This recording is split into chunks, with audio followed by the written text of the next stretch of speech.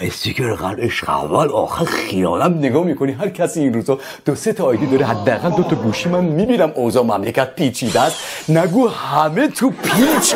اونم چه پیچایی، همه دلار بازا و همه چرخ بازا. برو خوش باش. گوگلی کی بودی تو؟ خطرناکترین لحظه دنیاست کسی بی هوا گوشی رو برداره. انگار اسرار پنتاگون تو، هر کسی هم فقط خودش میدونه این تو چه خبره.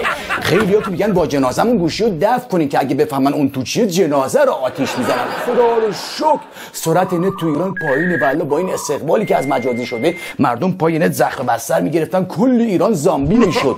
فیلم دان میکنی تا دانلود بشه نصف نقشای فیلم پیر شدن مردن موندن. با این سرعت نت پایین رکورددار دانلود فیلمای بر سر خاک هستیم. سلامی هم بکنم خدمت اون آفتاب دزدایی که اسم خودشونو گذاشتن هکر، وای فای همسایه رو هک میکنن.